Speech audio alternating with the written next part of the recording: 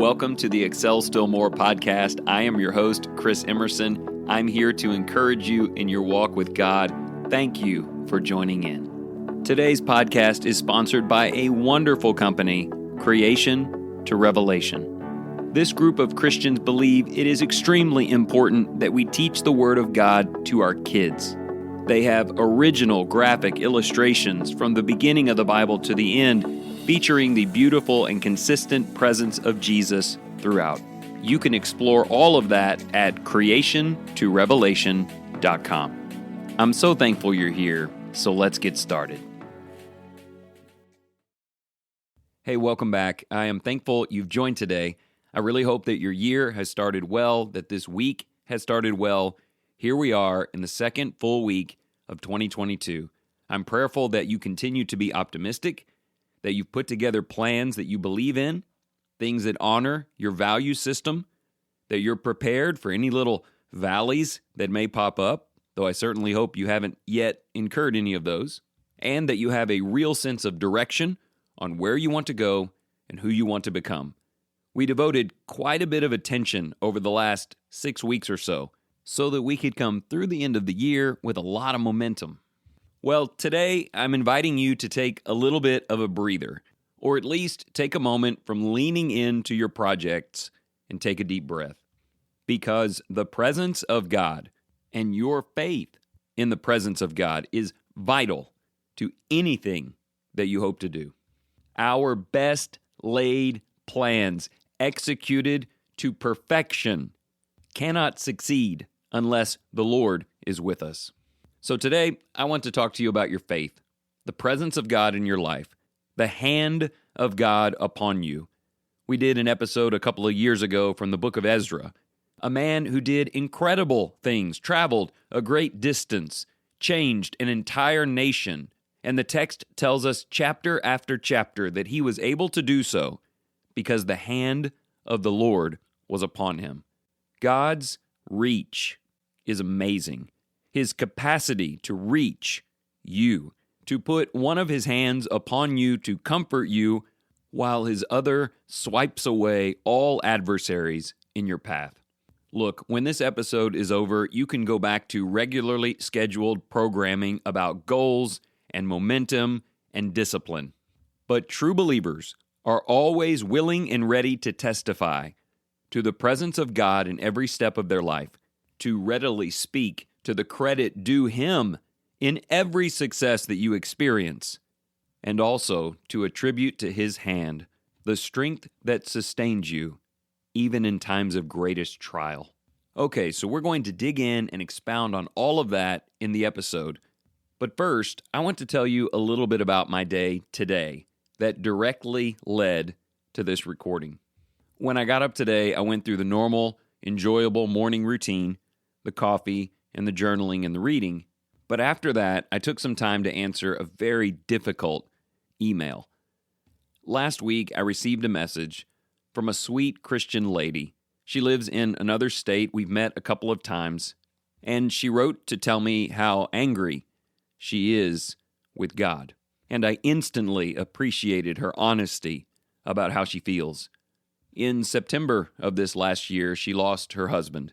He was a young man, and the death came unexpectedly. It was incredibly hard on her, as you can imagine, and her family. But then, going through the holidays, there were still so many unanswered questions on why that happened, and what God is doing, and why God didn't answer her prayers and the prayers of others. And I think all of that has just become an incredible weight upon her shoulders. Since receiving the email, I've attempted a couple of times to answer, but honestly just couldn't find the words. And if you read today's response, you might say that I still haven't, but I did give it a shot. So I shared a few things with her about how our perception of God can change through trials. Our view of the Lord and what he is doing or is not doing can become so very narrow. And the reason that sometimes happens is because our view is very narrow. Look, you and I are living life looking through a straw. The most we can see at any time is one little blip of light at the end, and we can't even control that. And so we turn to God in prayer, the God who made the straw and made us and made everything and sees everything. and we pray for God to do things with His great power that we see fit. I do that, and you do that, and our sweet sister did that too. And sometimes when God chooses a different path for us, we can lose our sense of His great reach, of His arms around us, and wonder, why didn't He reach down for me? Why didn't His love come and find me? I thought God was everything. Why not this? And why not now? But today, I want to reassure you that God is the same size no matter what you're going through. And if I could just take a few minutes and simply overwhelm you with the reality of the reach and the hand of God, then when you go through that valley of disappointment or the darkest walks in this life, instead of asking, why not God, where are you? You can say, help me, Lord. Help me to see that you are all that you have always been, that you see and you know. Lord, help me to trust you, because you are greater than me in every possible way, and you direct my life, and I am thankful. So I was already wrapping up the email thinking, I really want to find a way to express this in the podcast this week. And then I got a little help. After closing the computer, I went and put on my socks and my shoes and was heading out for a little run. Not that I'm necessarily a runner again, but I did sign up for a 5K in 2 weeks, and I just don't want to humiliate myself in front of my family. So I put the headphones in and I kicked open a new audiobook. Late last year, someone gifted the Francis Chan book, Crazy Love, to Summer, and she's been listening to it, and she loves it, and I gave it a go. And I really loved the way he opened this material. He ultimately wants you to believe and feel that God loves you, that God sees you and holds you and cares for you, and when you rejoice, He rejoices, and when you're crying, He's crying, and He fills your life with His love, and even when you don't understand it, you can lean into it and trust it. And then what grows out of that reception of God's incredible love is the desire to demonstrate that kind of love to others. They may not understand, they may not even appreciate it, they may not know what to do with it, they don't feel like they've earned it or deserve it, and you don't care, because you just want to be a fraction of the strength for them that God is for you. And all of that is really cool, and I'm looking forward to the rest of the book. But his opening was this: you need to be reminded of the size of God, His reach, His hand, and His glory. You need to see and believe how that has been evidenced in what God has done around you, so that when you feel small, you will know that He is still big. When you feel weak, you will know that He is still strong. When you feel utterly undeserving of love, you will know that He still loves you. And that's the connection that He makes early. Before you can appreciate the kind of love God has for you, you need to know who we're talking about here. So I want to do that with you for a few minutes today, and let's start with the bigger side of things. God's hands are huge and strong and reach to unbelievable distances. And He has proven all of that in the observable world. Do you know how big the universe is that God has made? We live in the Milky Way galaxy.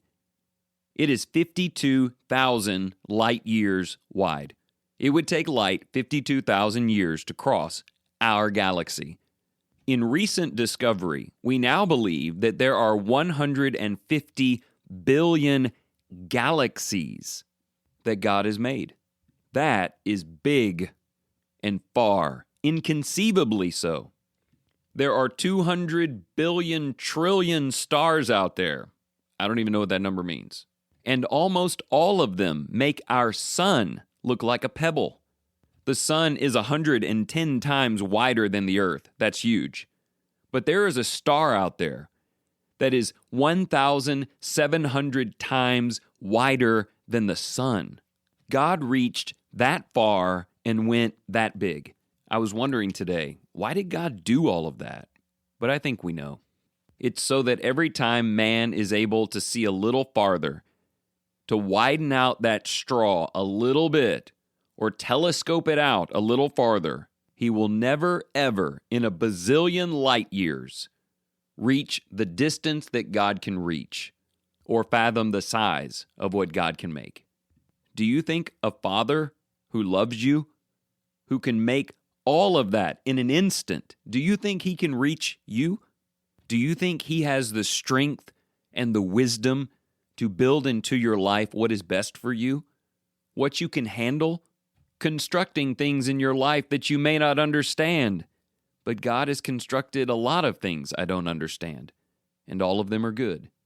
We could easily manifold the far reach of his great hand by talking about eternity.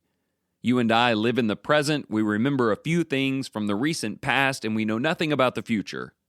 God's reach goes back to the beginnings of the earth and infinitely beyond, in both directions, into infinity, beyond the physical world, into the spiritual world, which is so crucial in fathoming and accepting and understanding even things like death. Death is as far as our simple straw will allow us to see, but beyond it is God. He is always there. Now, if you're anything like me, you might be thinking, wow, God is huge and mighty and built unbelievable things. But is his hand also small, intricate?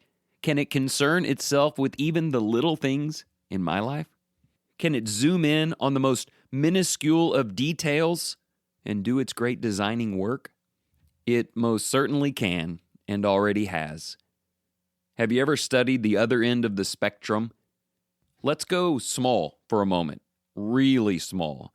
Did you know that your body is made up of 30 trillion cells? And within each and every one of those cells is a strand of DNA 6 feet long. If you stretched all of your DNA end to end, it would go to the sun and back 4 times. So even on the tiniest, most microscopic scale is the design of God and his hand at work. There are countless examples we could give between the universe and a single cell. Let me share with you one that actually connects the two. Those cells inside of you created the human eye. Each one of your eyes has 600,000 individual nerve endings that allow you to observe the stars in the sky and the sun rising in the morning. If he can go that small, that intricate and detailed and precise, is there anything in your life that cannot be observed by him? That he cannot reach in and touch and alter and repair and repurpose for his will? So let me tie some of this back to you and me. Here we are in the new year. Hopefully you are optimistic. You've made a plan. You hope to grow.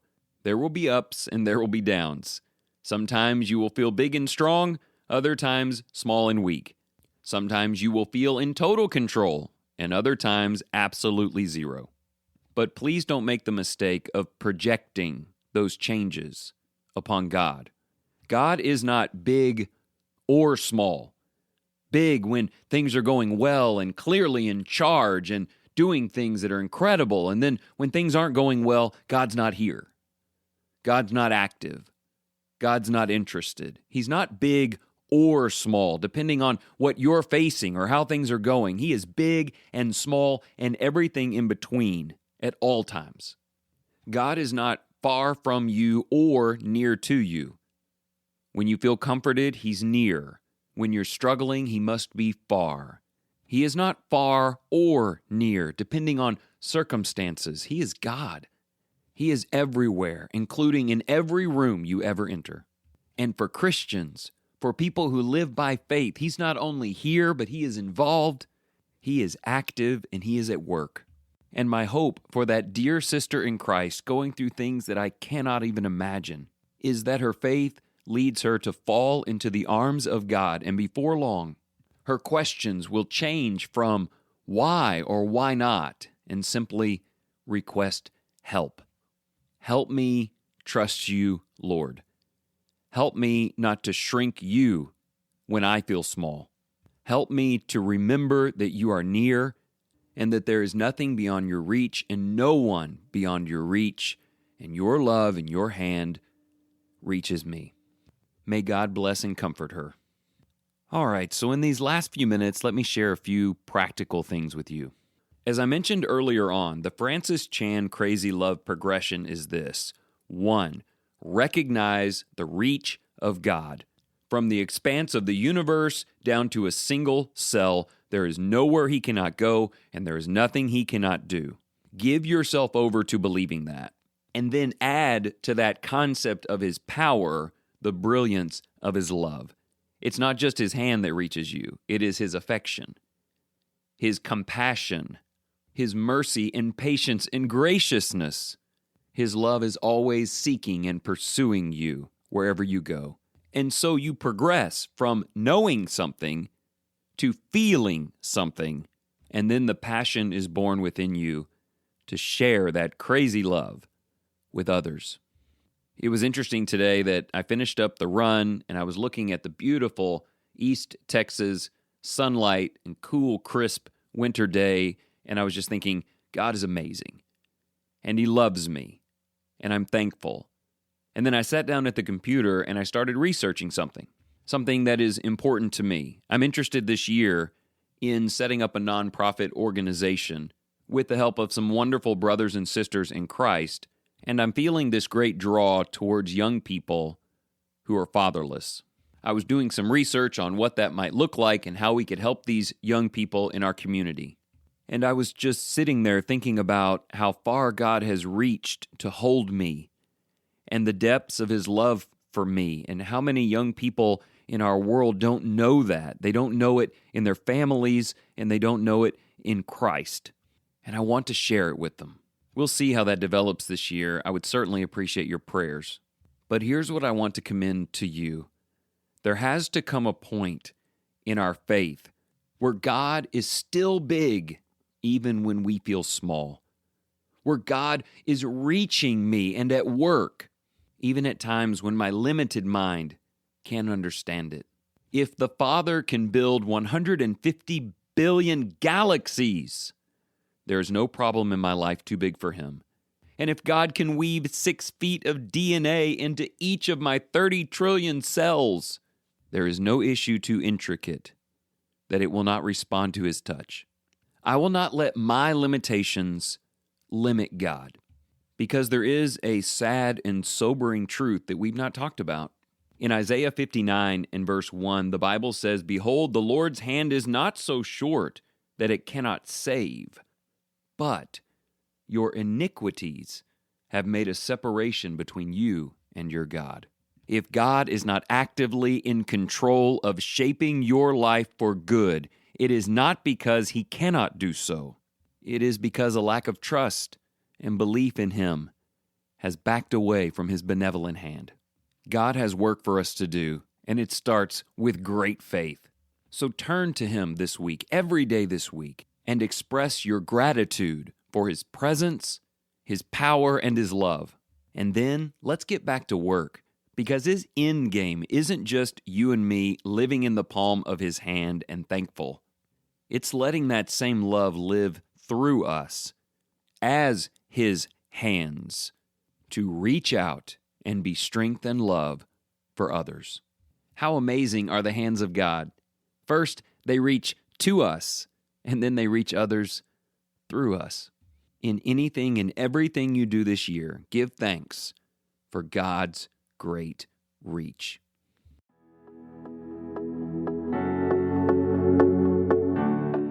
Thank you so much for joining in today. If you enjoyed this program, consider sharing it with your family and your friends. As always, you can go to excelstillmore.life to sign up for the email, order the 3-month journal, or just catch up on old episodes. And also, if you are looking for financial advice or future planning, give John Cunningham a call today, 205-913-1720. And remember this, whatever you choose to do today, in the name of the Lord Jesus, excel still more.